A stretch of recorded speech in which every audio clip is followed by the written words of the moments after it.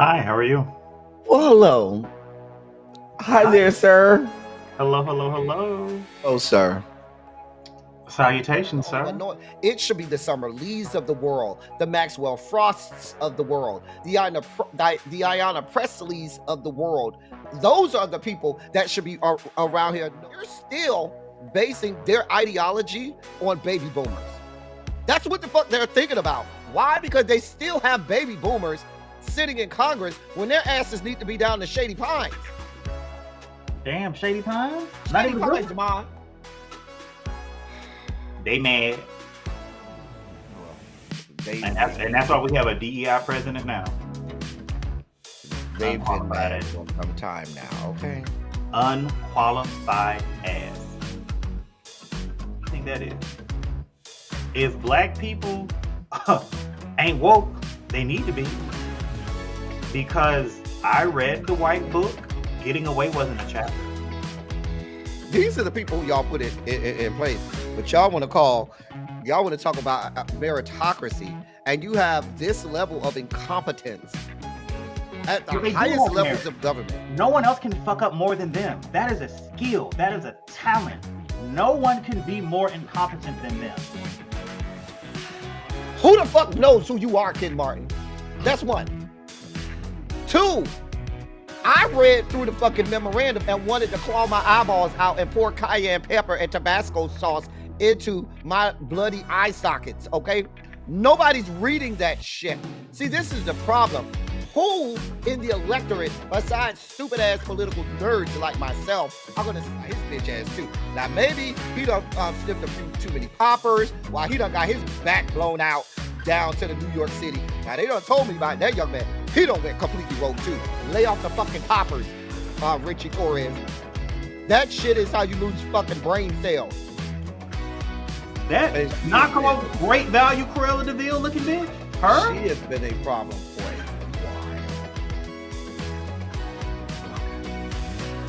You can't help these people. The only thing that's going to help people is pain.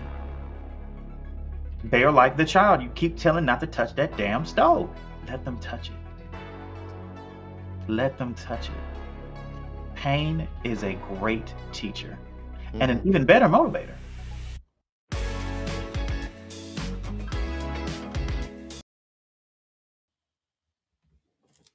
Well, hello, sir.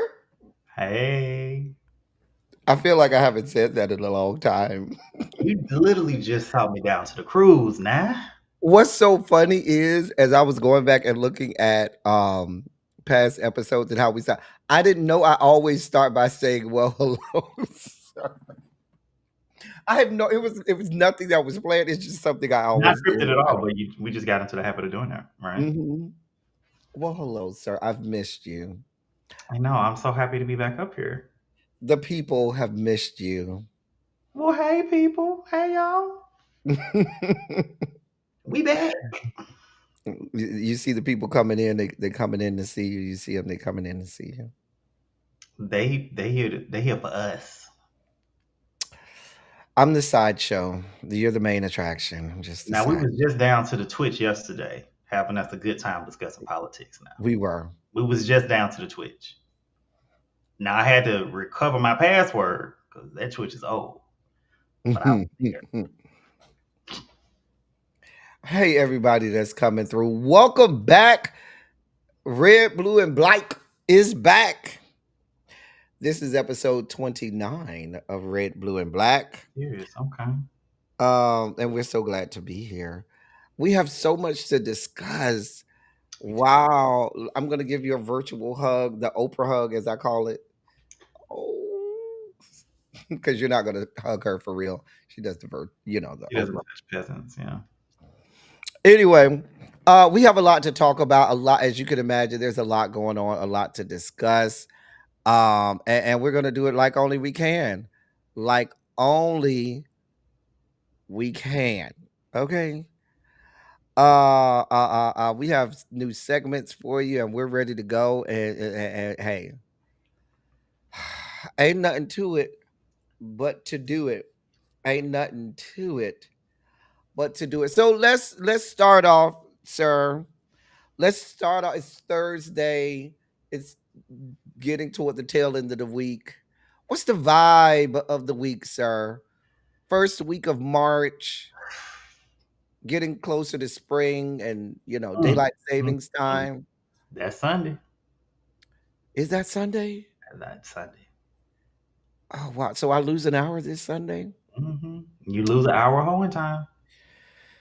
I What's know. the vibe of the week, sir? What's on your mind? What is the prevailing and pervasive thing on your mind politically this week?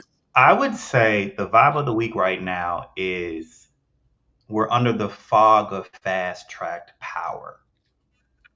And I'll tell you why I said that.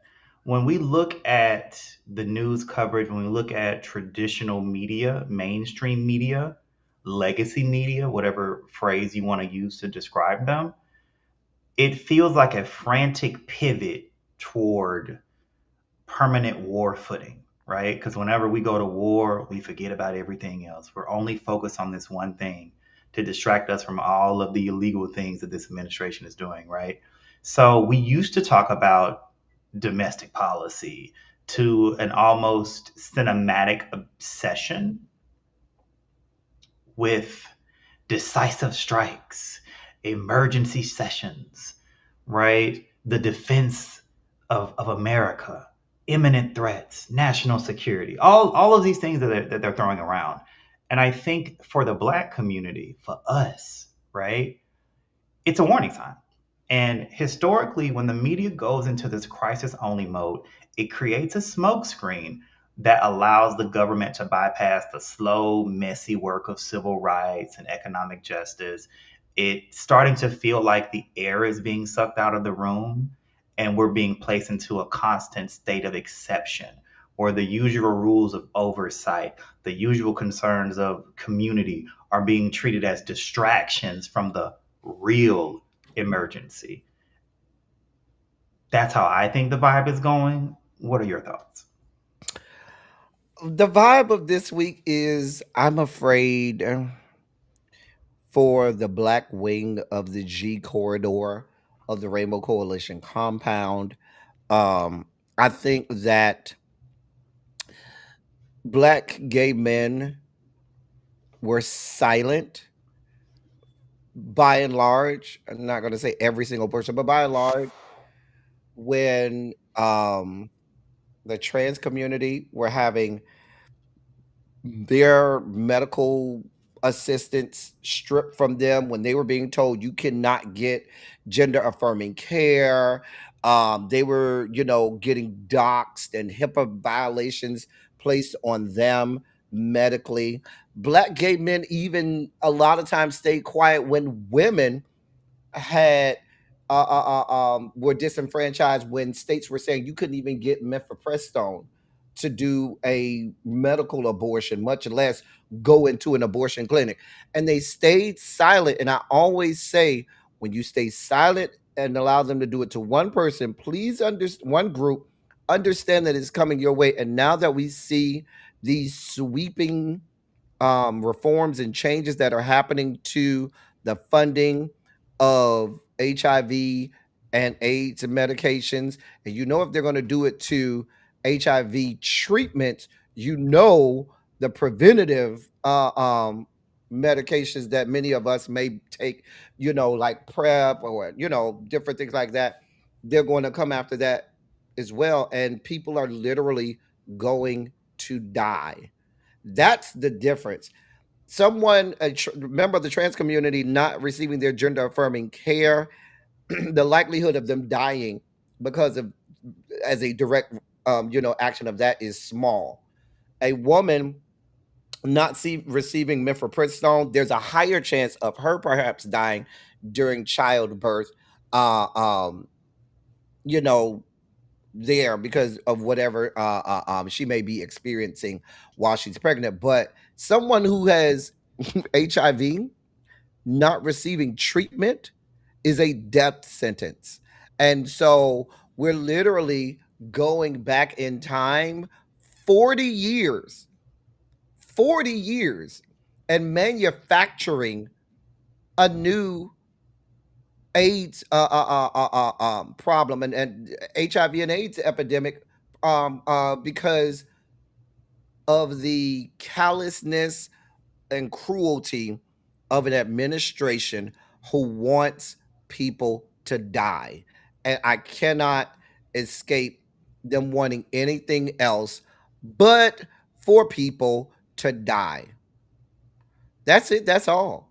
So that's my that's my vibe of the week, which goes into the fact that look at what they're doing with the military. They don't give a damn that they have entered a war for no damn reason, and people are going to, and they went into it saying, hey, people are going to die, get over it, we're doing it anyway. Essentially, some of you will die, and that's a sacrifice I'm willing to make. Right. Yeah.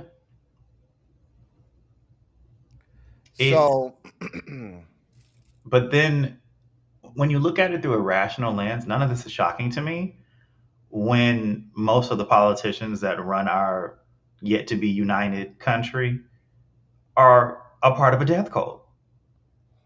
It all makes sense well, when you realize they're all part of a death cult it is a death to, cult. to usher in the second coming of the Savior because they think they're going to get raptured up into heaven. So why not orchestrate all of these things to make them come a little sooner, right? Mm. Right? Right. Go up there and meet St. Peter. Well, those are our vibes of the week. Oh, I forgot to ask the subscribers, did y'all like the new intro? You see, we got a new intro. Um, I like the new intro. I hope you all like the new intro. I didn't know that we had that many You put hilarious in some work. clips. You put in some work. I'm just glad you ain't have none of me going off, so I'm very happy with that. You did call somebody a Cruella Deville. You did. A I don't know makeshift who that Cruella was, Deville. but they deserved it. Chelsea. Fuck that bitch. I think I called her a great value, Corella Deville. I still feel the same way. Yeah, I'm standing in the same. So let's get to the big story of the week. We have two big stories of the week. One just came today, but the major story of the week is um, we are at war in the Middle East. Um, the U.S. and Israel is at war with Iran. Um, we launched military strikes on Iran this past Saturday. Um, well over 1,000 people have died. I mean, one of the first strikes was them killing almost 200 little girls at a school. Out of school. At a school. That was one of the first things that they bombed because that makes sense. Um, you have the administration um saying that they don't give a damn about the Constitution. That's toilet paper for them because Article 1, which gives powers to the legislative branch, says they're the only ones that can make the decision to go to war, and the Article 2 is saying, yeah, fuck that. We're going to war, and we're the ones who have, as commander in chief, I have supreme authority to say that we can go to war. And Congress is, they abdicated their power on January 20th, 2025. So then there's that. Kamz, open up this Pandora's box for us. What do you have to say, sir? It's a bit concerning to me just from being an army veteran who deployed in the combat zone in Afghanistan in 2012. I engaged in combat. I did my job while I was over there. We did all of the things, right? But I think those that are so quick to immediately jump to war is because they never bear the cost of it. I will never be the same person that I was before I stepped foot in Afghanistan. The things that I saw, the things that I had to do while I was over there, um, shook my faith in humanity. Um, the things that I saw children having to suffer still bother me to this day. The friends that I lost, everyone that I lost in my unit was under the age of 23 years old. Babies. Babies. And I still question today why. Why were we there? because the pullout and then the subsequent retaking of Afghanistan, it made all of the sacrifices, all the billions of dollars that we spent for naught, for nothing. So I'll say this, as it relates to us and this war, because I mean it's not really a war because Congress has the authority, the wherewithal to declare that. I just feel like with Black people, we have a very long history of being the first in and the last out when it comes to armed conflicts. Since the Revolutionary War, Black people have fought in nearly every fucking conflict to prove our citizenship, only to return home to the same systemic violence. It's a poverty draft to me. When you look at the recruiting, they're not hitting their recruiting targets. So what are they going to do? They're going to continue to hit up inner city high schools and get poor Black kids to fight, probably die for the sake of, oh, well, we'll pay for your school. Or it should be free anyway. That's just how I feel. So I also look at it from the terms of like the guns versus butter, right? Every $1 billion dropped on Tehran is $1 billion pulled from lead pipe removals in Flint, crumbling schools in Baltimore, the maternal health crisis that Black women are experiencing around the US, especially in states where they've banned abortions. So we bear a very real cost to this. And the question that I have to ask this administration, as well as those that are in power, who benefits? Because this is not an America First policy, because the average American does not benefit from this.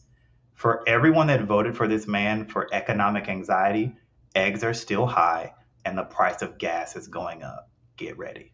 This is what you voted for. I when I think about us being at war, we're so anthropomorphic as a country in our viewpoint, in our vantage point. And I go back in recently with when people were arguing. I had people in my inboxes and stuff because people never get in my comment section anymore. They're just in my inboxes on Instagram for some reason. God be with me.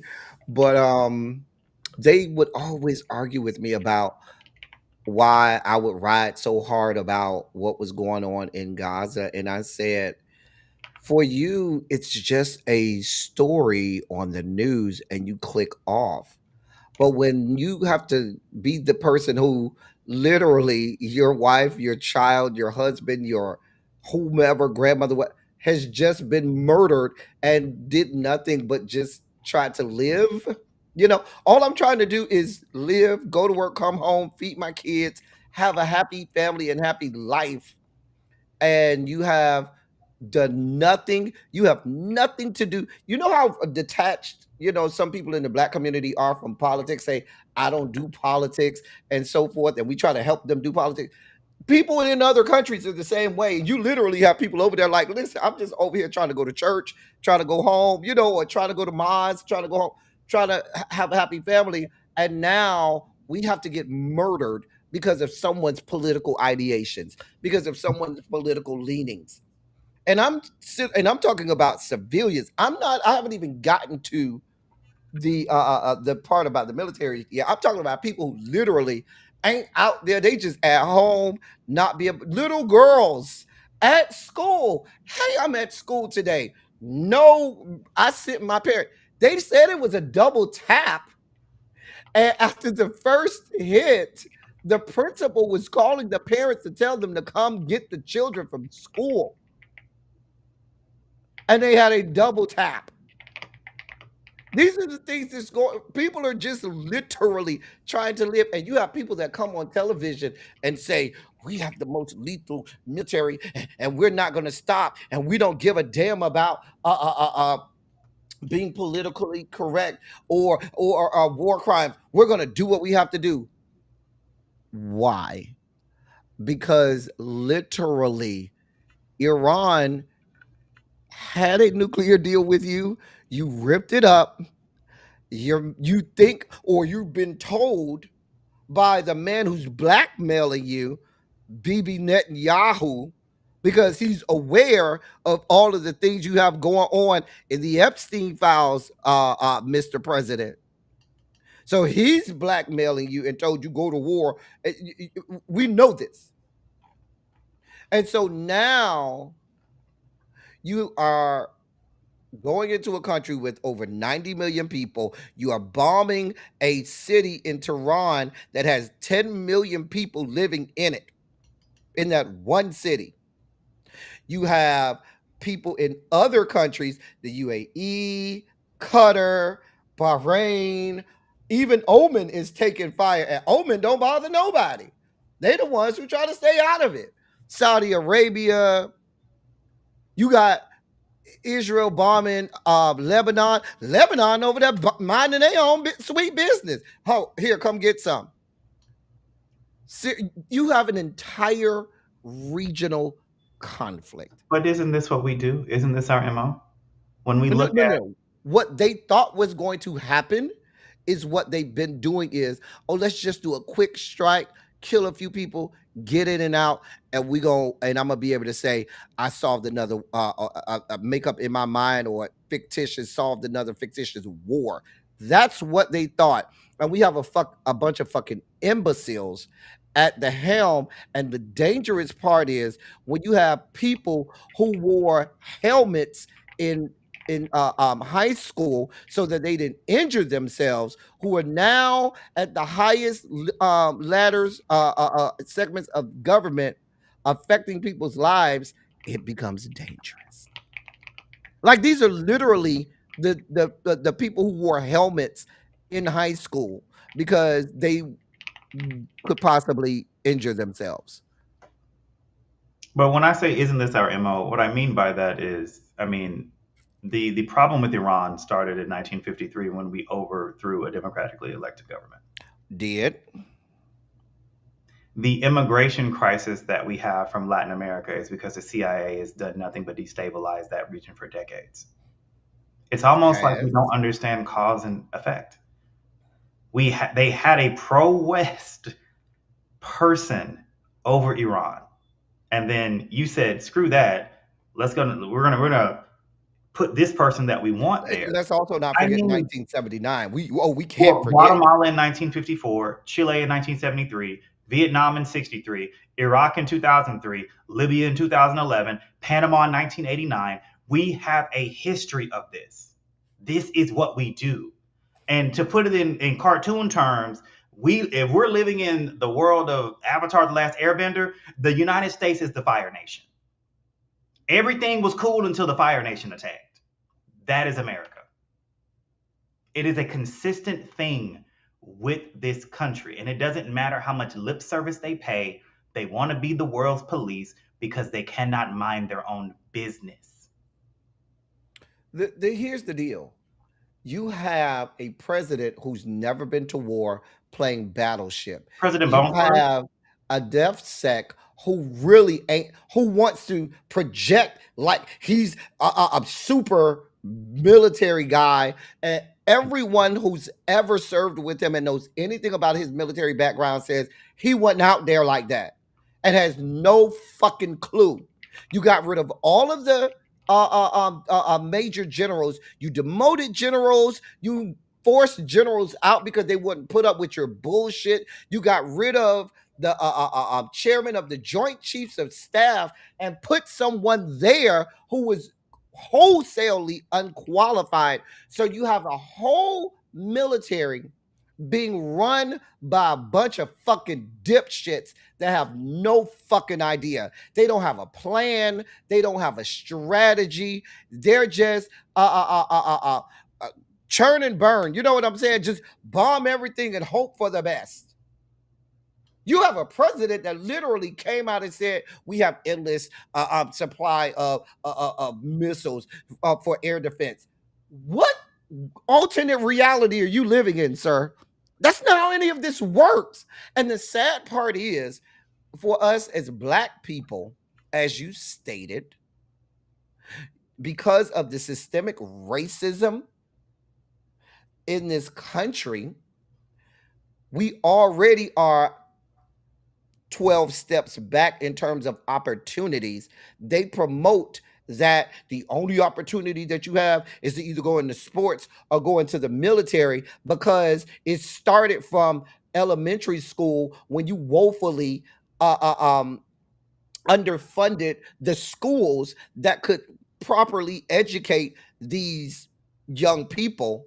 They go through 12, 13 years of education, and they're woefully not prepared, in many cases, to go into the workplace. So you tell them either go crash your heads against each other in the NFL, or go over here and possibly risk death in the military. That's your only way. And that's not true, but that's what they will sell to black people, and then ceremoniously just send us into war because they're not worried about their kids going out there.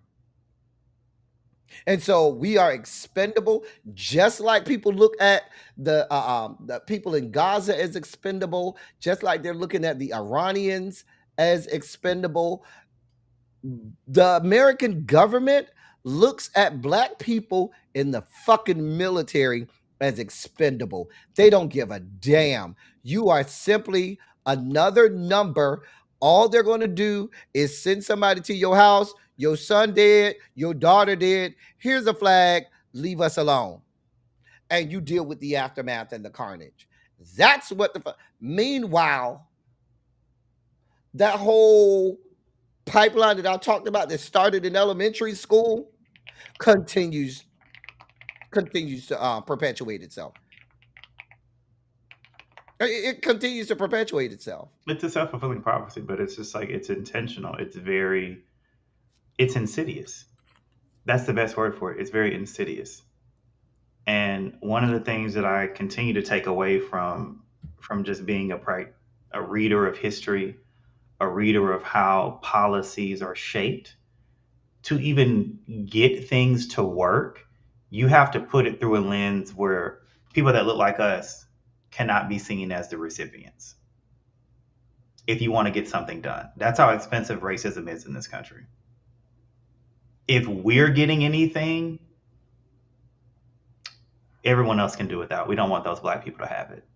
And it's sad, but it's true. Even if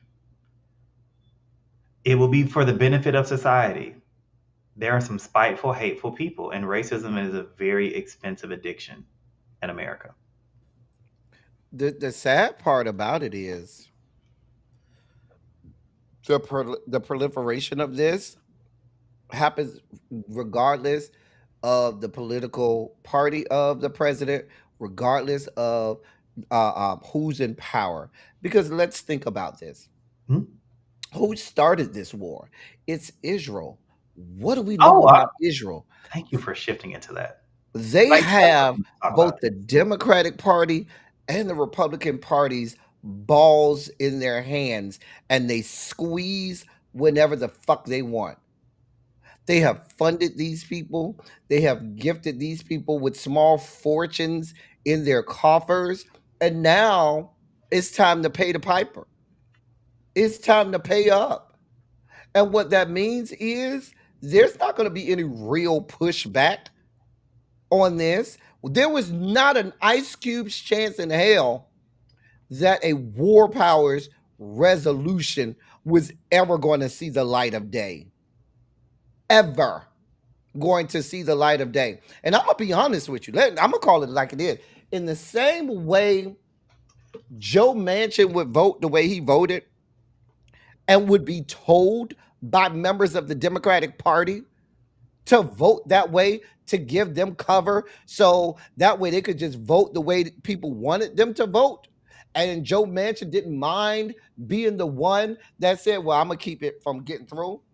I promise you, John Fetterman is that person as well. The planted opposition. Exactly. They give them an excuse, but even like, as we were talking about earlier, who benefits, right? You mentioned Israel. So let's talk about the geopolitical beneficiaries, right? Israel, first and foremost, is going to be the biggest beneficiary. From a security perspective, the Israeli government views the complete eradication of Iran's nuclear program and the axis of resistance, as they call it, a major that's a major victory to them, right? The targeted strikes on Iranian leadership. You now left a power vacuum. So that directly serves their long term goal of removing what they consider an existential threat. Um, Russia. No one's really talking about Russia. Let's talk about fucking Russia, okay? Let's talk about the economic windfall because they're a major oil and gas exporter. Russia benefits directly from the spike in global energy prices. Hmm. Like with the Middle Eastern supplies disrupted, countries like India and China are forced to pivot back to Russian energy. Let's get that noted. The geopolitical distraction is point number two. Because the war in the Middle East diverts Western military resources, financial aid, and political attention away from Ukraine, I was just about to potentially go weakening there. the defense of Kiev. Like, that's what they want. Strategic leverage. Strait of Hormuz, like, if it remains closed or dangerous, right? Russia's northern corridor, the Caspian Sea, the Volga Canal, like, that becomes vital alternative trade routes for landlocked Central Asian nations. They don't have a choice but to pay it. And we all know that this war has been very fucking expensive for Russia. It has not been going well for fucking Russia. So this gives them what the fuck they want all along. Because what that means is Ukraine is not going to be the beneficiary of any armament at all. That is No. essentially cut off. So all Russia has to do is wait them out. That's all they essentially have to do is wait them out. And we have people that are playing, I don't even know what the fuck game they're playing, but it ain't chess. They're not playing chess. Whoever, like, we have, I'll say it. We do not value competence in this administration. They value fucking loyalty. It is a cult of personality with a dementia rattled, diaper wearing, skin rash having, bone spurs containing idiot at its helm. This is how empires rot from within. Well, remember I told you, I told you China also benefits. China is here for it. Why? China is looking for a reason to flex anyway. Now, China preemptively, when Iran told them after the 12-day war, and Iran told them, we know they're coming back, we will be prepared, you should get prepared too. China began stockpiling oil reserves then. They had already said we will have at least 100, if not more, days of oil stockpiled because we know that the how this is going to go. We know y'all are probably going to close the Strait of Hormuz. We know very little oil is going to come out. Oil prices will skyrocket. Energy prices will skyrocket. Over in Israel, all of their energy prices have gone up 50%. I think we're well over $80 a barrel and careening toward triple digits per barrel for oil. And then to add insult to injury, now I gotta respect the gangster of Iran. Iran said, "Oh, you thought this was gonna go the way you thought it was gonna go? We're not just gonna bomb Israel. We're bombing your friends, UAE, Dubai. Y'all want to promote yourselves as we're exempt from all of the Middle Eastern, all of the stuff going on in the Middle East. We're exempt from all of that. Come over here to Dubai. It's safe here. All of you rich people, just come spend all of your money. We have the largest airport on the globe. Come over here. You don't have to worry about all of those people fighting. We're friends with everyone. No one has a problem with us. And here we are because they're bombing they're bombing residential buildings. They're bombing all of the tall buildings. They bombed the airport. They've closed the U.S. embassy in Kuwait today. They closed that And gave them because 1-800 numbers. We not finna help you. they've already closed that. Amazon, Meta, and all of y'all who have data centers over here, you thought you would get away unscathed? Yeah, bitches, Get some. Oh, Omen, you're the Switzerland of the Middle East, and you stay out of it, but you still cater to and kowtow and play with these people. You can get some too. Everybody can get some at this point. They said pick a side, or we're gonna be. Mhm. Oh, and while everybody was not paying attention, what does Afghanistan and Pakistan do? Oh, y'all not paying attention? Oh, okay, we gonna start our fuck shit again. So now they're bombing each other again. And it's just like one of the trolls that got sniped, that they got took up out of here, was mentioning the Monroe Doctrine. And I really do want to I want to talk about this in historical context. The Monroe Doctrine was a failure because it was supposed to be a shield against European kings, but its long-term application, especially when you look at the Roosevelt corollary, it all that it did is it created a cycle of instability that is directly linked to the modern immigration crisis.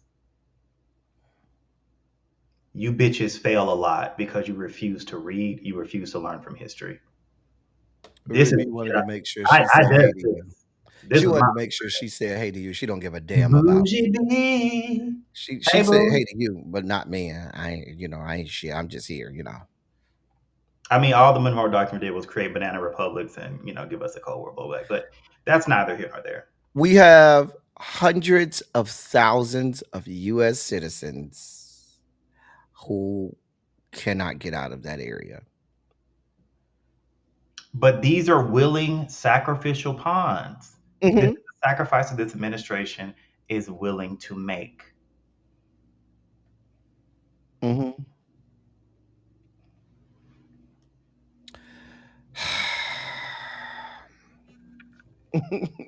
It's a mess. It is an absolute and abject goddamn mess. Oh, you know me now? Oh, you know me now? But listen, for all you know, I hate that people just don't. I hate that people are dumb. I'm gonna say it. I hate that people are dumb. I'm not gonna even say No, dumb, I'm gonna say it. but I'm gonna say like this: they only think what's happened in the last 5 minutes. They're like Donald Well, John. they think all of these things occur in a vacuum. But those who refuse to learn history are doomed to repeat it. We continue to repeat cyclical geopolitical mistakes. That is what we continue to do. And like you may say like, "Oh, I don't want to call people dumb." I'm going to say it. Like when you look at studies that are showing that most US adults read at about middle school level, and that most ballots are written above a level that they can comprehend.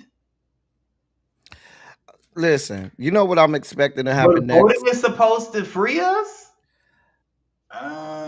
What I'm expecting to happen next, since everybody's fighting, since everybody say it's go time, uh, expect China to go at Taiwan. Expect China to just wholesale say, "Yeah, let me get that. And just prepare for the price of everything to go up. Let me get it." I fully expect at some point China, because we all here, China gonna say, "Yeah, let me get that." Since y'all can go snatch the president of Venezuela because you Well, say y'all need to have supremacy over the whole Western Hemisphere. So y'all go worry about the Western Hemisphere. We gonna worry about Southeast Asia over here. Let us handle this. Taiwan, let me get that. they're going to look at Let, Taiwan let and me say, get "You that. need that." That's what they're going to say. And we keep forgetting the most advanced semiconductor company, TSMC, is there. We already have a RAM shortage. The war today, the war fighting today, it's not the traditional, oh, we're going to drop some missiles, oh, we're going to shoot tanks. And no, it's cyber now. And if you ain't got no hardware to do it, you already behind. And to be quite frank, they should be concerned that some of these countries have better cyber capabilities than we do. Like, these people that say, oh, rah, rah, rah, the US is so great. These countries, these advanced persistent threats have been in our energy grid for years. Most of them Russian. So Russia was like, you need that? We got that. We can turn off the water treatment facility. We can destabilize your whole energy grid. If you want that, you could get that. Like this is new level war. Okay? But This is not I a just traditional thing anymore. And we got the biggest missiles. We have the best right, jets. but Okay. our people in the military do not have the military uh, um, know-how to fight in a 21st century war. Do they have the technology? Absolutely. But they Do they have don't the confidence? know how to fight in a 21st century war. I'm telling you, they don't. I'm trying to calm down And on then, and what, see, the reverberations of this are far reaching. Have we forgotten that even Japan fell victim to putting that right wing nut lady in power in Japan? I think people are not paying attention to that. Japan got a whole situation going on over where they were seen as, very left leaning, and you won't have those problems out of modern Japan. They have a right wing nut case over there in Japan. she crazy. She is. But like she wants to bring the imperialistic Japan back. And people are just like they have this they've allowed If you they've look, allowed propaganda from certain countries to pull the wool over their eyes. They think that these places overseas are just Narnia and they have just as many problems. if And you they look are at right the with xenophobia. if you look at the political ideations of that woman and her political leanings, and these people in positions of power are too stupid. That woman has said for a long time there has to be restitution for Hiroshima and Nagasaki. And she'll play that game that look like she's going along to get along. The woman wants Japan to be the Japan of old, where they had supremacy. She does. Mind you, we weren't fooling with them folks. They came over here and started it. We just finished it. Mm, Because you can't get me mad and then tell me how I need to respond. You could have just let me the hell alone. yeah. So, but another thing that I really do want to point out with this, peen waving competition where they're comparing, well, we spend this much on, of GDP on our military, we spend this much.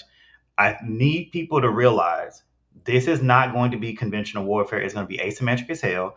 And whenever the US is involved in an asymmetrical war, we tend to not achieve our military objectives. Also, with asymmetric warfare, if it drags on for too long, if it goes on for over 30 years, your chances of achieving any sort of military victory decreases by 30%. That's also compounded with the fact that there's costs that are associated with it, and your citizens back home get tired of it. And eventually, the powers that be get voted the hell out. This is what happens. It's historical But precedent. but Cams, again, even if the powers that be get voted out, it's not. This is going to be perpetual. There's no pull out immediately. I do not see a Well, scenario the with Middle East the has always been a hot spot, so this is nothing new. yeah. All we did was There's throw no pull out. This gasoline on is a slow burning fire. we're going to be in this perpetually. Ain't no we. Who is we? Our money is in it, so Israel, clearly Israel can fight them folks. It's just like Israel can only fight with the anointed money. little brother that They runs can their only fight mouth. with money and weapons from us. And I keep telling y'all, Benjamin Netanyahu wants war because the longer they're at war, the longer he can stay in power. He is a war criminal. He's a criminal within the Israeli state. He disbanded their version of their Supreme Court so as not to have to go and be punished for his crimes. And the longer they're at war, the longer he stays in power. The man has been a nut job for 40 years, going back to the Reagan administration when he first joined the Israeli parliament. He's been a fucking nut job since then. He wrote that book back in, what was that, 95?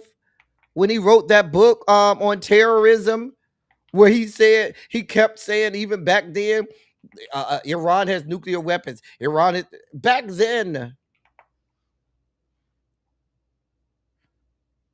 And this is who we're taking. But I mean, but again, this is nothing new. This is nothing new. It's just like we talk about the Doves versus the Warhawks.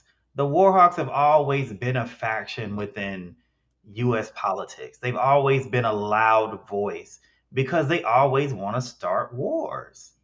No one's listened to the warnings of President Eisenhower when he was leaving. He did warn of the military-industrial complex. Nobody listened to him. Absolutely. And what did we do? We continued to ingratiate these companies. Eisenhower spoke deeper right and to deeper. the military-industrial complex. Here we are.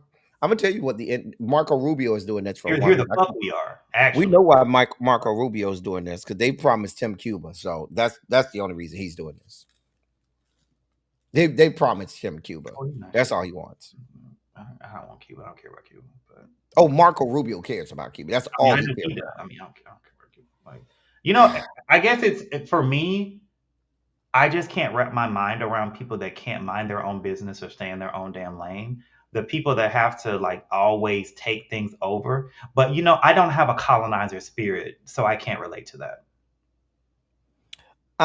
I was listening to the Iranian defense minister earlier today, and he was asked what success would look like. He said, as long as we're defending ourselves, that's a win for us because it's an existential threat for them. For them, as long as they still fighting, that's all they give a damn about.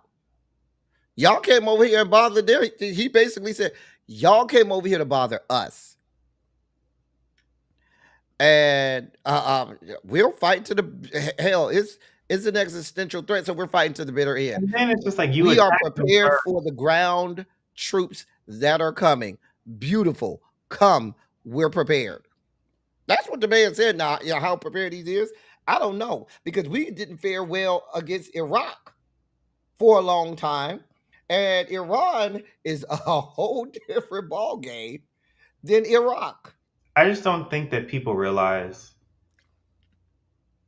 when you have nothing to lose, that is a very dangerous opponent. Is a man that is backed in the corner with nothing to lose.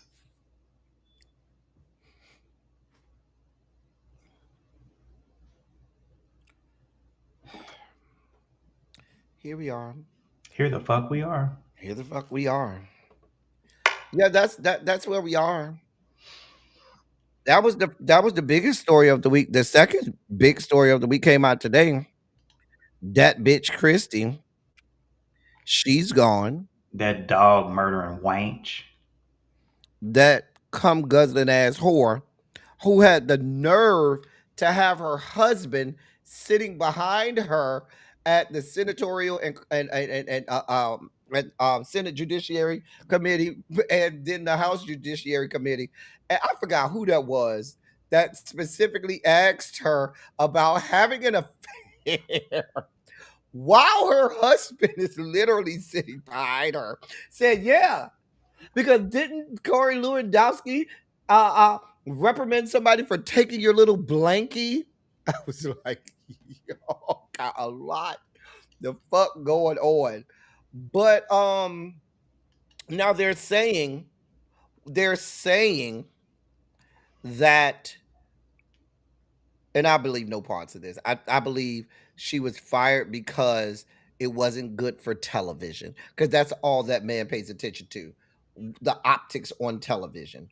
But they're claiming that, the White House did not know about the $220 million ad campaign that she, put out there. I believe no parts of that. No parts. They absolutely the fuck knew. They did. This is a woman who has already said she's not approving any grants coming out of the DHS over $100,000, regardless if it's for FEMA, regardless if it's to play for what it's for. She's not approving it unless she personally signs off on it, which is unprecedented. So if you expect me to believe that the White House had no clue of the $220 million ad campaign with her sprawled all over it, let's not forget the woman gave a government contract to a company that her husband owns. She gave another $300 million contract to a company that was open for 8 days. 8 days. The woman was rife with incompetence. Now, if you're going to fire her, what about Mr. Lyons, who's the head of ICE? What about, because Bongino, he left. What's the other guy who was over CBP that just left? You know who I'm talking about, who just left. They sent him back to California. I can't think of his name right now. They oh God. After Alex Preddy died, he the one who said that that Alex Preddy was an agitator. Oh man, they sent him back to California and brought Tom Homan in. Who I still don't like Tom Homan. Yeah, Tom Homan is. And Tom Homan was getting active under Obama. Remember, he orchestrated the whole kids in cages and stuff. Did. God, what's the man's name? I thought somebody was gonna put it in the chat by now. The one they sent back to Cali? Yeah. Oh, hold on. Was it Bovine? I hope that Cash App is crazy. Oh God. That's why I'll read the comments. They said Cash App. Oh Jesus. Oh.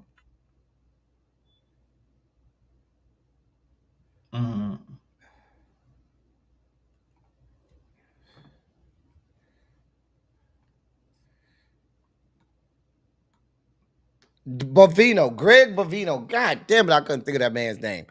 Greg Bovino. I Thank kept you. thinking Cow, and I was like, that's not correct. Greg Bovino. I was like, Jesus, Cow. I couldn't think of that man's name. Cow. They got rid of him because he was a whole fucking nut. I mean, look. And now y'all put Markwayne Mullen, who a former MMA fighter, because he liked to get active. Here's a segue. Here's a segue with Markwayne Mullen, because the vets are going in on his ass when he was on Fox News talking about you don't know war until you know the smell of war and the taste of war. And when you're out there in the middle of war, until you've been there, you don't understand how it changes you. It's the smell and taste of it. And people was like, bitch, you ain't never even been in the military. What are you talking about? They had pictures of him on January 6th hiding underneath the desks and shit. But now you all of us, if you don't go sit your fuck ass down somewhere, where y'all find these people, Cam? And who the fuck is y'all? Don't put me in this shit. Look, this is how I feel. These people are still here in Minnesota. They need to leave.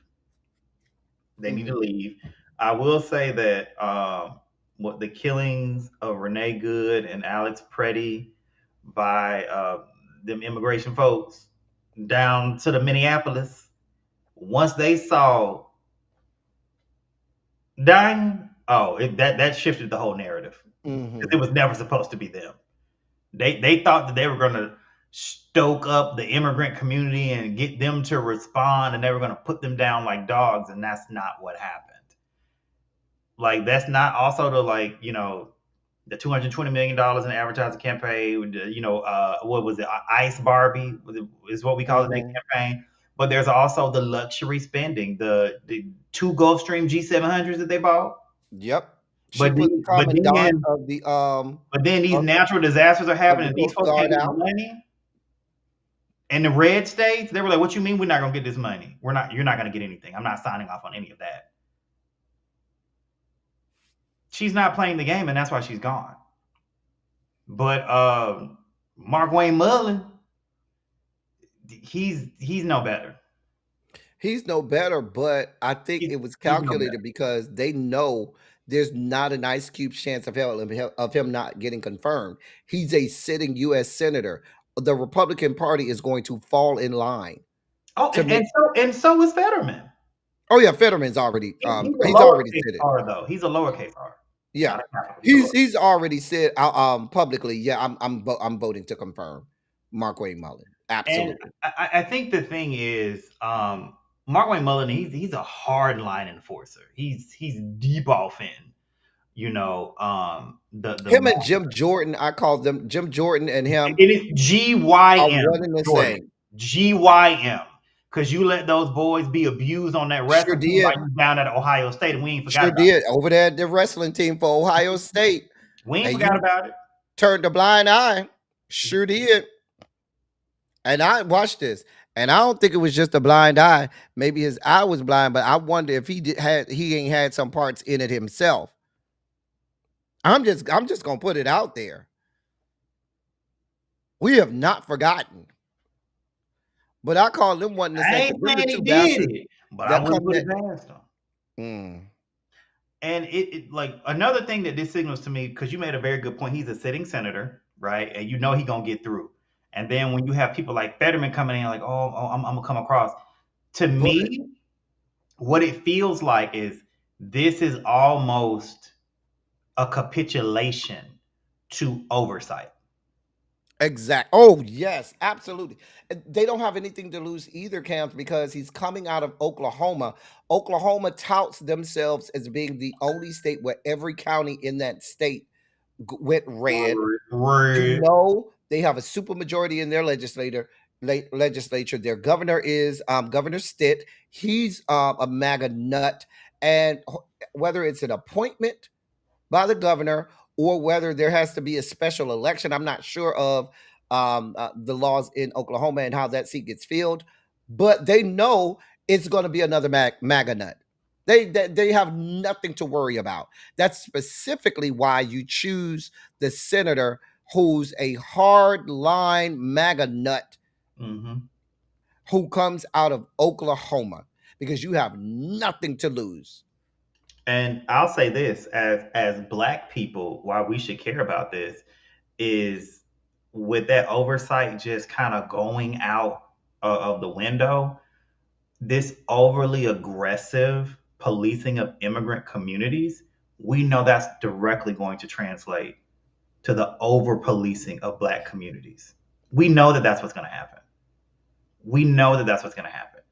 And if there's no accountability, if there's no due process, there's no oversight, it's going to get more egregious. And one thing I will say about Mark Wayne Mullen, he's more competent than Christy Nome. So I'm a little terrified if he just sails through confirmation, because she was not good at her job. He's going to be good at being that hardline enforcer for this administration. Mm-hmm. Yep. And it's upsetting. It's upsetting me and my homegirls. But yeah, I don't see it. I don't see ICE getting any better. I do not see ICE getting any better. Yeah, and that confirmation hearing is going to go really quickly. It's going to go. Well, we're going to see that, and I think that that's sort of the theme that we're seeing.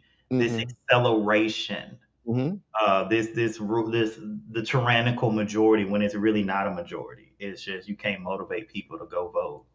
You can't get people to get off their ass. So we get Like what I don't even see a purpose in even televising the confirmation hearings. It's going to be for they can do this no remotely. reason. We don't even have to waste power Mm-hmm. down to the Capitol. We ain't even got to turn the lights on. Just No, do it over Zoom. not. Don't even waste our time.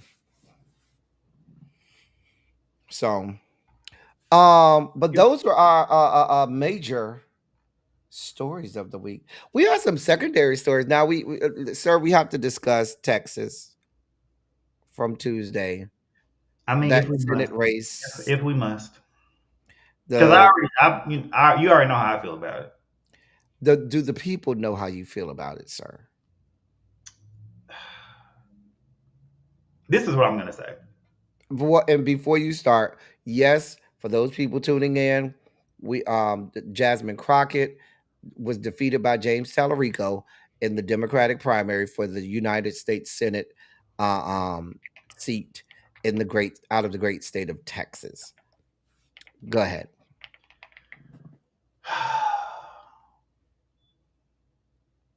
I I'm a chronically online person, right? So when we go through this process, we talk about electability. It rings very true to being a self fulfilling prophecy where they're not going to win, they're just not electable. What do you mean by that? And I feel like a lot of that shit is rooted in racism and white fucking supremacy. I'm a goddamn say it. Because this person doesn't look like me, I don't think they can represent my interests. I don't think that they're competent because I don't understand how any voter that voted for him could say, oh, well, he was more qualified than Crockett. How? I would like to know. Please tell me. And then when you look at the exit polling and who really pushed him over the top, it was the independents, it was the Caucasians, and it was the Latinos. Black people overwhelmingly voted for Crockett. Tallarico has a fucking messaging problem. And so now that you've basically not spoken about anything about how your supporters have been running rampant with racist memes since she dropped her name in this Senate race bid, you've said nothing about it. You just dropped some biblical quotes and you think that we supposed to just, kumbaya and all come together, vote blue no matter who. No, fuck that. What's in it for us? What the fuck are we getting out of this? What are you gonna do for me? So when black people ask that, no, you need to fall in line. Just like y'all fell in line behind Harris? Oh, wait, you fucking didn't. You let us down. The 92%, the 85%, we understood the assignment. Everyone else does not. We do not get to be the most loyal voting bloc within the Democratic Party and get absolutely fuck all from it.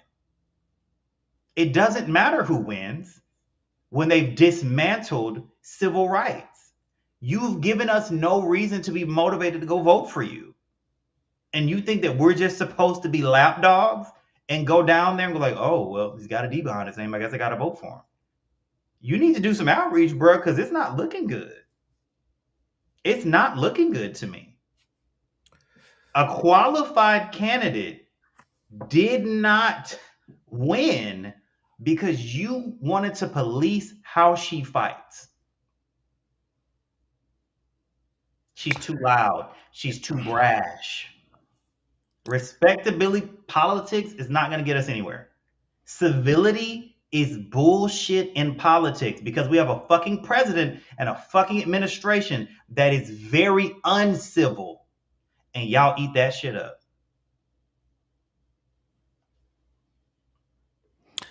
Can I say this? And this is gonna be antithetical to everything that people know me for. And people are going to say that's not the message that you should give, El Teddy. That's not the message that you. But let me say this: remember in 2024 when people looked at the Palestinians in Minnesota and Michigan and the Rust Belt, I should say, and decried you shouldn't be a one issue voter. How dare you not fall in line because of one issue? And what did they do? They said, we're going to stand on business because you bitches don't give a shit about us anyway, which the Democratic Party has proven all of the time. So you're not going to be given what you want from me if you're not going to give us what we want from you. And I'm going to argue to Black people, since we have been the most loyal voting bloc decade on end, why can't we say the same thing? We're a one issue voter. What are you doing to promote Black people having positions? Yep. Democratic Party, our one issue is you don't care about us. You're not putting us in position to be successful. That is our one issue. So since in this estimation, y'all told us y'all don't want us, we had somebody overly qualified. That's our one issue. We're not going over that. We're not doing this. We'll vote third party today. You're not doing anything for us anyway. Not in We shit. gave you the keys to power. Black people literally are the reason that Joseph Robinette got in office. Black people are the reason that they got the Senate because they went in Georgia and voted for John Ossoff and Raphael Warnock back in 2020. Black people did all of that. Did. And what the fuck did we get? Not a fuck thing. They owed us the John Lewis bill. Didn't hit the fucking floor. Yep. They owed us the George Floyd bill. Did not hit the fucking floor. Even their only claim to fame, which was the infrastructure bill, did not go to Black communities like it was supposed to. That's a separate discussion for a separate day, but I do want to talk about that shit. I do want to talk about that shit. My thing is, I ask us as Black people, we decried the Palestinian population because they said we're being one. And guess what? When they had the when Ken Martin hid the analysis from the 2024 election, what did we find out came out? Oh, we lost because of those one issue voters. And I would tell you, they know Black people are their base. The base of the Democratic Party is the Black vote. They count on it. That's why we're the foundation. That's why we're the base, because they don't have to think about us. And because they don't have to think about us, they don't give a damn. So why for? Because let's be clear, James Tallarico does not have an Ice Cube's chance in hell of winning in Texas. That's a full stop. He's not going to get Black people to come out and vote for him. They're not going to go out and vote for James Tallarico. I'm just telling you, it's not happening. So, and this is crazy thing. You know what I would do? I'm the motherfucker that's going to do something like this. Let me skip over the Senate race, and I'm voting for everything else. I'll vote everything around it. I'll do that. I've done that before. I've done that. This? Nope, not doing that. But this is more my and I know that is antithetical to how I feel. No, the fuck it's not. No, the fuck it's not. It's real. It's real. Let's talk some real shit. This is what we do on Red, Blue, and Black. Let's talk some real shit. The issue that I have with the Democrats, period, is the safe candidate fallacy. Let's talk about it. I mean, what is Texas gonna do? You see these other races? Chimera, I'm not factoring Texas into flipping the Senate. We're not involved in my formula to flip the Senate at all. It's not going to happen. Texas. Like, it's not going to happen. But I will say this: when we Texas Democrats are not organized enough. No, and you know what? They continue to make the same electoral mistakes. The safe candidate fallacy. The Democratic establishment often they treat Black candidates for office as niche, and they think that white candidates are universal.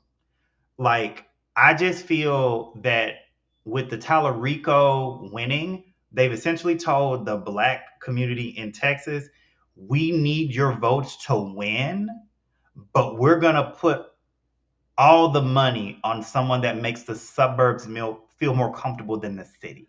I don't even know why Hispanic voters even tolerated that. Because the Hispanic Latinx population has a huge population. I would have ceremoniously said, "You're giving us another pasty ass white boy and not even going to consider someone." I'm someone Hispanic, someone. I mean, even if the Hispanic voters, who many times are racist too, didn't want to, or discriminatory too, I should say, didn't want to vote for Jack, they should have been screaming, "Where's our candidate? Why can't we have someone of Hispanic?" They allowed another. And then what was also egregious is the fact that this was a Bible thumping white boy. We have enough But fucking that's Bible but that's thumpers the in the palatability Republican tax. Party. That's the palatability tax. So when you think about it, right?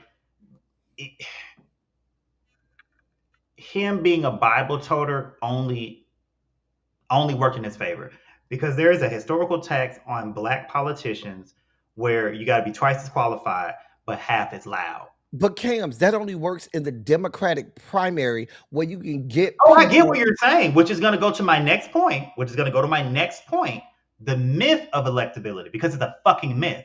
Because as Right. you talk about that, they sell us these safe candidates in November, but for black people, it's a broken promise. We've seen safe moderates lose repeatedly in the South because they do not energize the base. And it's not just people that look like us, it's also young voters. They do not energize young voters. That they need that to win. But y'all keep putting these safe candidates out there, and then y'all rarely blame the strategy. You blame the base for not showing up. How dare you guys not show up for this mediocre ass person that wasn't going to do shit for you? How dare you?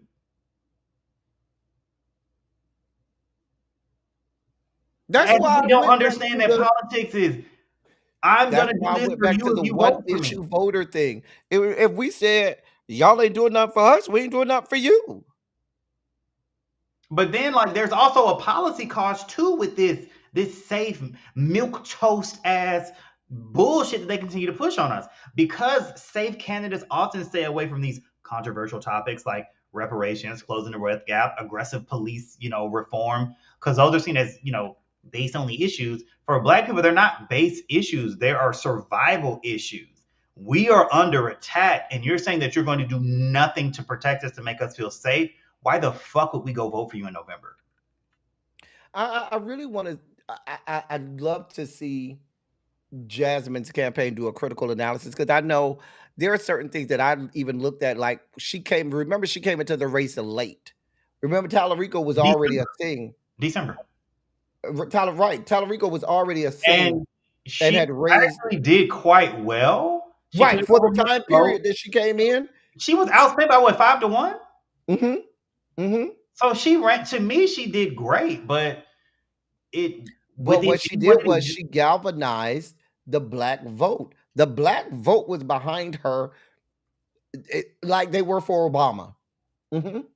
and it's upsetting, Elshady, because the way that it looks to me and other black people that got their eyes open, it leaves the black community with a candidate who does not speak their language and an establishment that only calls us when they need a firewall on election day. It feels exploitative. But again, I have to think to recent history. The Democratic Party back in the summer of 2024 Well, alienated the young vote when they were arresting peaceful protesting college students all over the country well, at the go ahead of a Democratic president, a Democratic AG. You were arresting peacefully protesting college students and you were signing off on it. Nothing to say. mm-hmm. And then Delta Robinette. Yes. And then to add insult to injury, when this was supposed to be a layup, everything that we've seen since January 20th of 2025, if you were a credible opposition party, midterm should be a fucking layup because you had no you there was no way you could that they had enough votes to get what they wanted through in the House. They had enough votes to get a lot of what they wanted to get through in the Senate. Y'all could have been a true opposition party out here fighting, kicking and screaming, not saying necessarily no Donald Trump, but saying, here's what we're going to do. Here's what we're recommending. This is what we want to do for you. Damn Mike Johnson, damn Donald Trump, damn John Thune, damn these bastards. This is what we're want to do. Here's our plan. This is what we're voting for, and this is what they're voting against. You see what we're voting for? We're voting to give you this. They're voting to give you something else. But that's not what they did. They want to sit in silent fucking defiance. They want to write strongly worded letters that never see the light of fucking day. They want to alienate people who want to be a true opposition. You want to censure your own party. You want to tell your own party, don't go to the State of the Union if you're going to get up and be loud. We don't want anybody to see that you're fighting. We don't give a we don't want any of that. We're just going to be we're going to turn into Mahatma Gandhi because we're going to use But that's your buddy running them DMs over there in the house. That's your buddy. mine. That's your buddy. Mine. Yeah. How is he my buddy? That pit bull with them bright eyes. That's your buddy. How is that my buddy? That's your buddy. How is that my buddy? That I remember my buddy being a little doll back in the 80s. My buddy. My Because buddy. it's like, I mean, when we look at it in terms of, I think it's going to lead to, because there's so many people that don't understand, and when I say people that don't understand, I mean white leftists that don't understand the voter fatigue, right? You continue to go out there and support a party that does nothing for you. So you begin to go, it doesn't matter how hard we fight, we'll never get anything. So what is the point of fighting? Because voting was supposed to do some shit, but voting ain't doing shit. Congress ain't doing shit. The Supreme Court ain't doing shit. So like, where is the fight? Because we ain't got none at the federal level. Not with this. What is the opposition party? You talk about Reverend Haynes out there in Texas. Fred Haynes. Oh yeah, I like Fred Haynes. I like Fred Haynes. He got like what 74% of the No, vote? Fred Haynes. He's a pastor of a huge church out there in Dallas area. Actually, he's Jasmine Crockett's pastor. Yeah. Okay.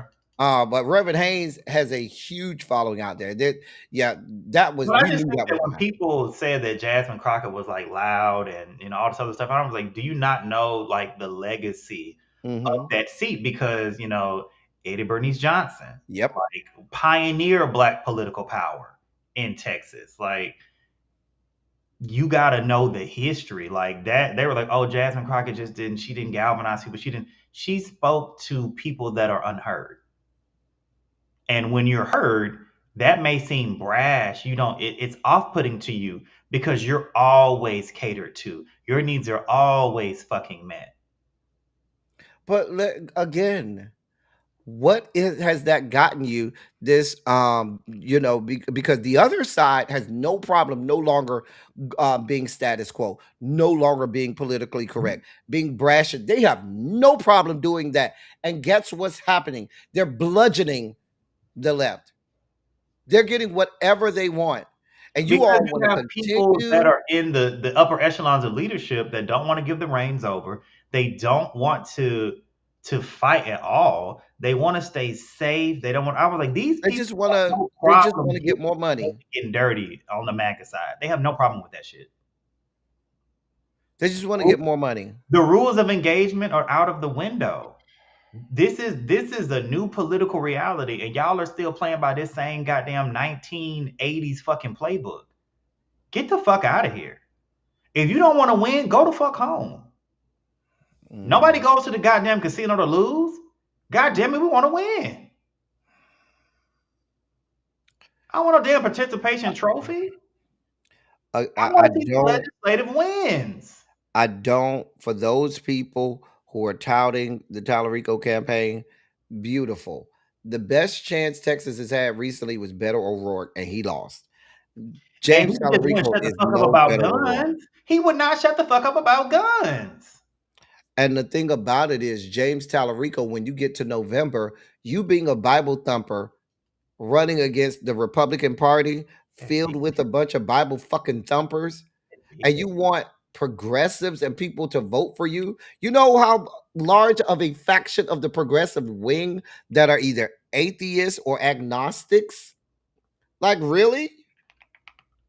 You know, there's a huge Muslim faction and population in the great state of Texas who are dealing with the fact that their governor declared them a terrorist organization, and he doesn't even have the power to do that.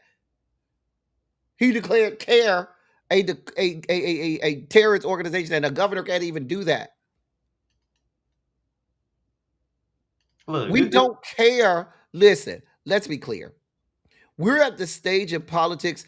I don't give a damn about your religion. You want to know why? Because you people use your religion to oppress people.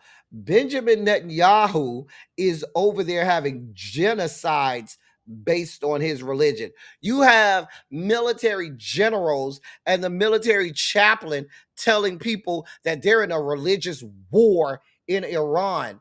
Miss, your religion safeguarded slavery in this country for hundreds of years. We don't give a damn what your religious beliefs are. You're not running to be pastor. You're running to be a politician.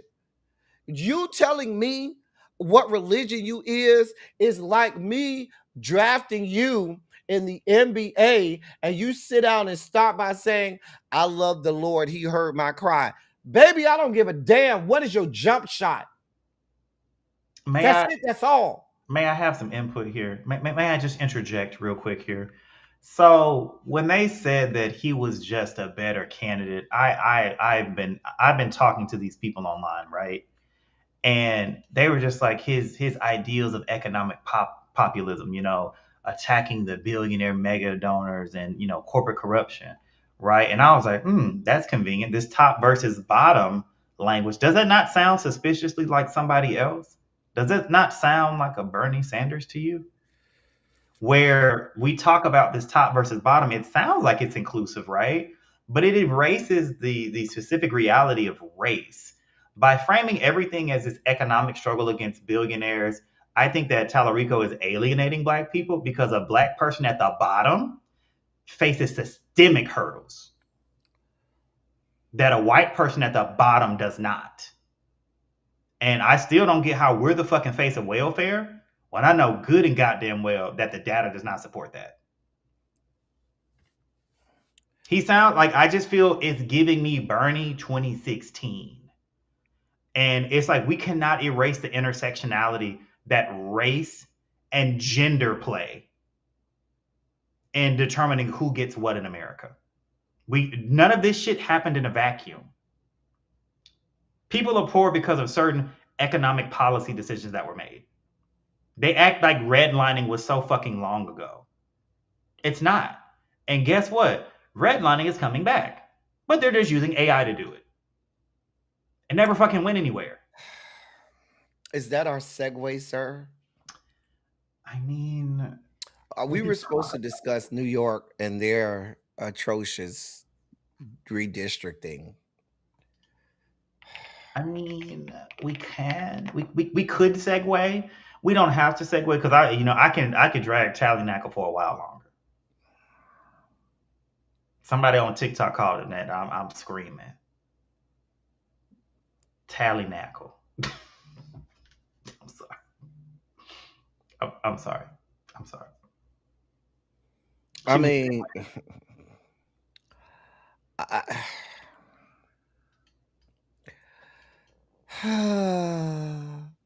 well, let's go to our quick topics. Let's do our quick hits. Okay. People gonna hit it and quit it. Hit it and quit it. Just stick the That head don't in. sound like you at all. That don't sound like Just you stick at the all. head in. Sometimes just stick the head in. Just a whore. Just a I whole mean, whore. but if you stick the head in, I mean, you having sex. I mean, might as Just well a go all the way whore. there. Street. Just nasty. Mm. Just nasty.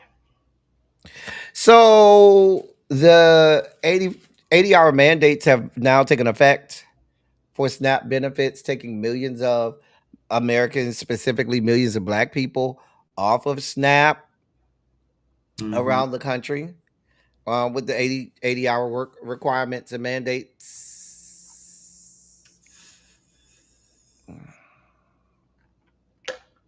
And if certain people are disproportionately impacted and affected by it, it's not a coincidence because anyone knows that's associated with politics. There's so many reports, there's all this data that they have, and that's why they can write these laws with surgical precision to deny people from getting certain things. It's intentional. These think tanks know exactly who's going to be impacted by this shit, and the Heritage Foundation is very good at just getting a bill put in somebody's hands. They don't even take anything off of it, they just vote on it straight up. It's intentional. Again, I don't understand how you're the alleged richest country the world has ever known, and you cannot feed your own people. Then there's that. Yeah, it's basically, I call it the administrative trap. These mandates are not about work; they are paperwork hurdles designed to purge Black people from the rolls. It's death by a thousand cuts, and it's really going to hurt people that are involved in the gig economy. They're going to make it very difficult to stay on it. But Very. V, we talked about this yesterday on my channel about Miliatakis and the Supreme Court saying no, you have to give her district back until it's adjudicated. And it will be Um, adjudicated before the midterm election, so the Republicans get to keep the seat. yeah. And that comes because the stupid ass Dems, how they. And this is, once again, the Supreme Court using the shadow docket, which is emergency rulings without full explanation or no fucking explanation. There's been more shadow docket decisions in the last year and a half than I've seen probably ever. And this is for New York District 11. Yeah, that's Miliatakis Yeah, New York District 11. over there. That's Long Island and stuff. Them folk. Hmm. Down to the Long Island. Quick hit, Black mental health. There is a bill sponsored by Pramila Jayapal aimed at eliminating AI discrimination and enacting guardrails on the use of algorithms in decisions impacting people's rights, civil liberties, and livelihoods. What people need to understand is AI is based on the programming that's fed into it. If we are in a racist society, if we are in a discriminatory society, if we're in a bigoted culture and society, the AI is going to skew that way. That's just how the AI is not going to eradicate systemic racism, discrimination, and bigotry that's bred into the foundation of this nation. I love I love the I love what this bill stands for. Do I have any belief right now that it will make it through the House and Senate when we know all of the major big tech are in the pockets, are lining the pockets of politicians on both sides of the aisle? I have no reason to believe this will see the light of day. May I add a little more context and nuance behind this? The reason why this is an important story is because as these mental health shortages continue to grow, more and more people are being funneled into generative AI chatbots. So, Therabot, for instance, is one that they use for triage. However, research has shown it confirms that many of these models struggle to understand AAVE or culturally specific emotional expressions, right? So the machine can misread being tired or frustrated as aggression or psychosis. So it generates a different kind of response for triage. But historically, Black emotional distress has been over pathologized, in my opinion, misdiagnosed as like schizophrenia or conduct disorders. So if AI isn't trained on Black speech patterns and trauma informed data, it is basically going to become a digital version of a biased doctor who doesn't hear us. But that was where I was going. I was like, it doesn't sound any different from what we already experience. And then it also creates, it could create secondary trauma where you seek help and you're met with a machine that fundamentally misunderstands you, leading to a misclassification in your medical records that can then follow you.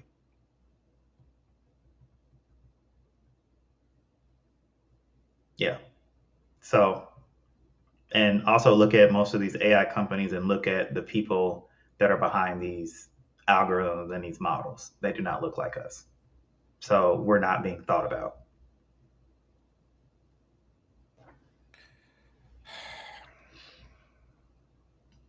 AI is a bridge, not a replacement. That's all I got to say. It's a tool to be leveraged, and we're not using it as a tool. We're using it to replace paying people. Which means that people, again, will be without jobs, money, and ways to support themselves and families. Come on, Brad. You know we look. We know we on the same page. We see each other. We see the bullshit. Um. Oh, they're closing the ICE facility over in Delhi.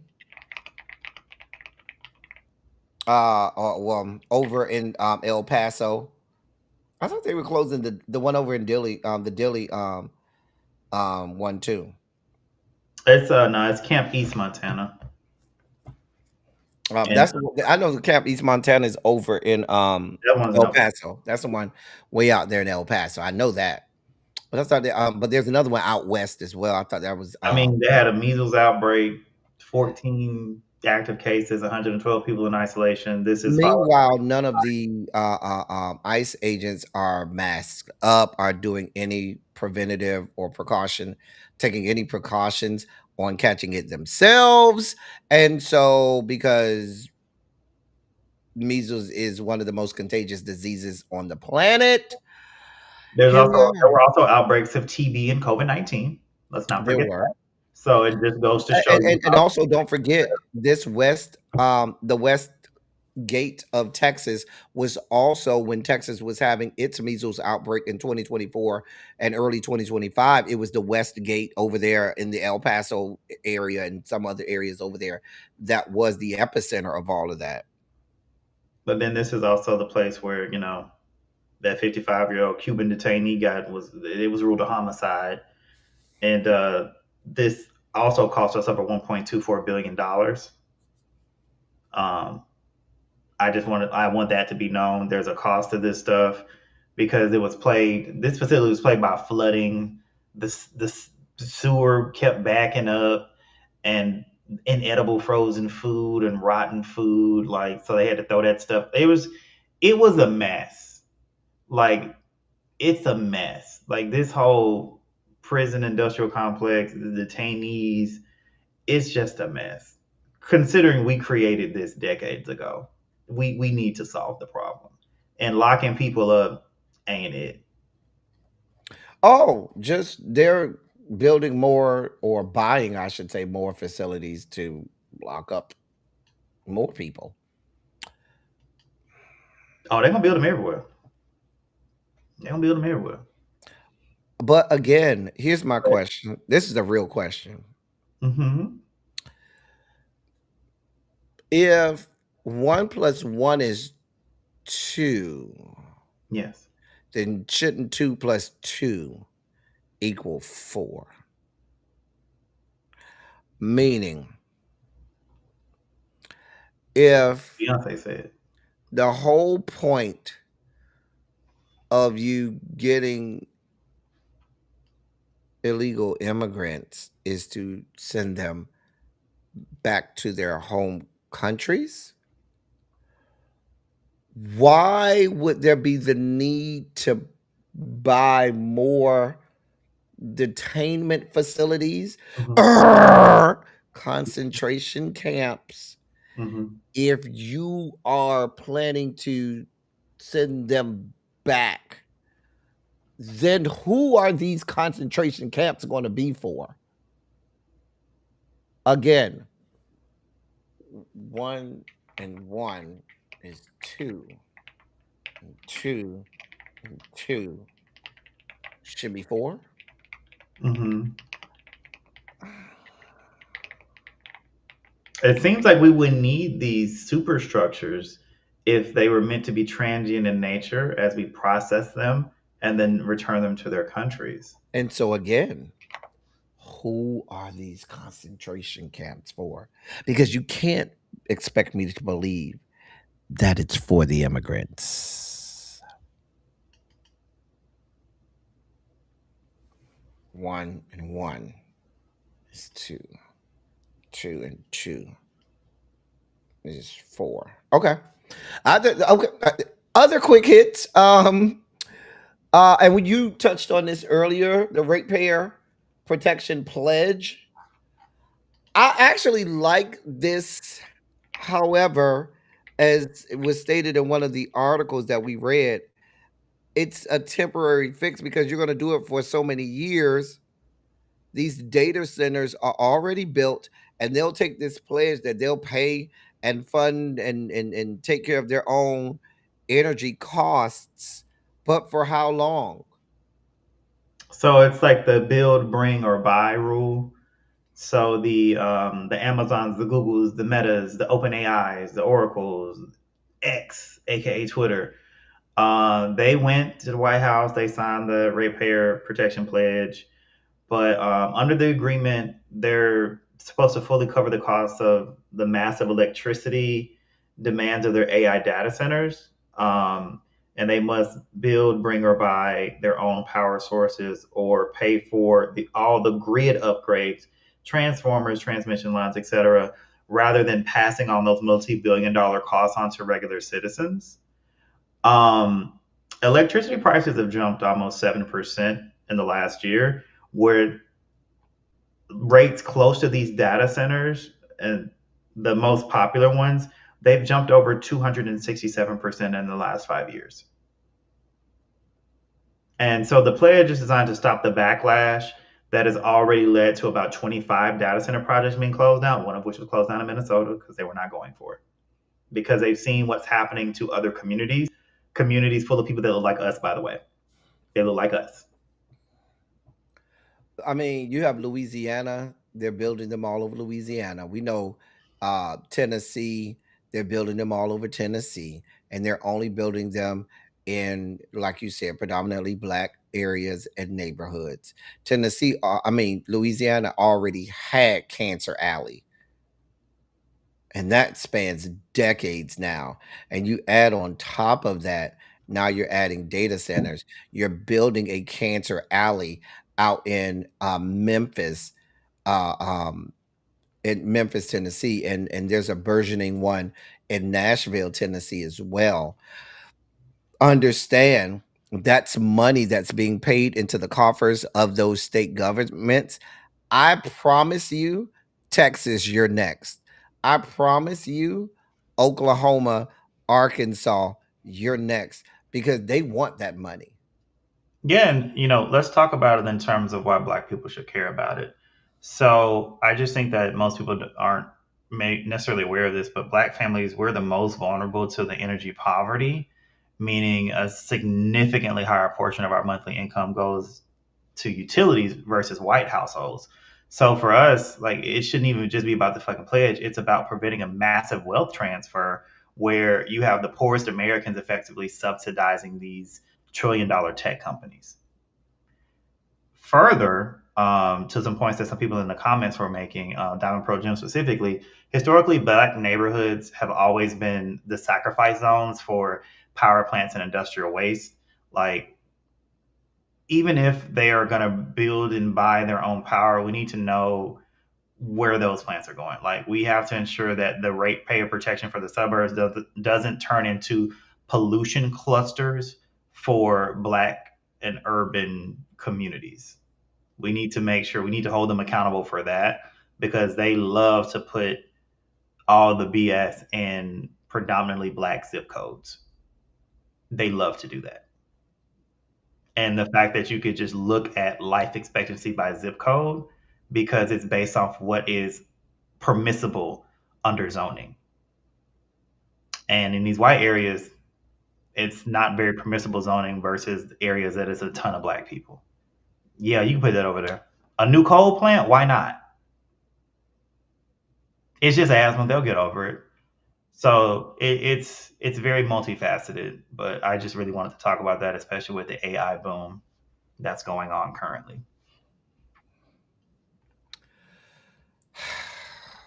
Sir, we've had a great episode back in the saddle, We in back it. into the swing of things. Yeah, We gave the people a whole hour and 40 plus minutes of all we had. We gave them all of us. and you didn't have to do a ton of prep work. See, Did not Angela Bassett say on Black Panther, have not I given everything? Um, any closing remarks about anything you want? Anything you want to leave the people with? what do I want to say? Mm, I think we're ending. I think there's a trust gap. There's always been a trust gap, right, between us, Black people, and our government. I think that we're quickly accelerating towards a trust canyon between the black box of AI, deciding jobs, deciding what medical treatment you get, the shadow docket determining who the representative is versus the voters, the war deciding who gets what, and if they get all this money, we don't get no money. I just think the social contract is being rewritten without us. If it feels like it's moving too fast to track, it's because it is. But if you aren't at the table during these fast track moments, you aren't just a guest, you are on the menu. Those are my closing thoughts. My closing thoughts are it's good to be back. Um, I love I love how we force each other to think about different aspects and different things. You're still the main attraction, and I'm just And the sideshow, just adding commentary. But but no, I need us to take ourselves seriously, mhm. take our votes seriously, take our representation seriously, because they just aren't. They just aren't. And I know it is not popular to say. I mean, I'm just going to put it out there. If neither party is going to do anything for us anyway, we might as well have our own. We might as well be like the Green Party, call it the Black Party, whatever you want to call it, but might as well have our own. At least we'll get our own issues out there. At least we know we're voting for our own issues since they're not giving us anything anyway. I mean, and to that point, it's not like third parties have never been successful, but it has to start from the ground roots. Because every time we've Mhm. had a major third party, it's always been subsumed, well, really consumed by one of the two major parties. So it's happened historically where third parties have gotten their priorities pushed and then they get absorbed by those, the two party E- system. But Either that or there has to be a targeted and calculated plan, just like we boycotted Target and said, you will feel the burn. The mhm. Democratic Party at some point has got to have a reckoning. And what to me what's been so dangerous the last few election cycles is the shut up and vote faction of our community. It's the shut up and vote faction. Fall in line. Hmm. We're gonna give you nothing and you're gonna love it. Now come vote for Right. us in November. And we're going to put people that look like you that are still going to give you nothing. Absolutely nothing. They're gonna give you sweet, sweet nothing. Harold has a request for me. I Mhm. must, do his request. You talking about Senator Mark Wayne Mullen? Mind you, that's not like a first and a middle name. That's That his is first name. that is It's his. all one word. It's all There's one no word. space in between the Mark Wayne. It's Mark Wayne Mullen. Markway. It is Mark Wayne. Mark Wayne Mullen. Mark Wayne. Marquisha. Marquisha Mullen. Listen, y'all, it has been great coming back. We'll be back next week. Same time, same place. Same time, same place. We'll be back next week. I don't travel anytime soon. I I think I travel travel. every I travel weekend, in brother man. May, so May is gonna be the only time I'm I disrupted. I travel so much. I got to travel in the morning, so then there's that. Oh, it's gonna be rough for me. Like, ugh, I'm so excited. We're doing our little annual risk assessments, figuring out where we spending the money. I'm gonna be gone next year, and I'm excited. Gone. I'm gonna be outside. We're gonna be outside in August. Shout out to the field trip. Oh, I need to get my ticket today. Listen, y'all. Again, thank y'all for being here. We're so glad that you could come and be a part of this. We'll be back next week to break some more stuff down for y'all. And as we always say, whether or not the country is red or blue, we'll always be Blake. Like. And we'll be back next week. Love y'all.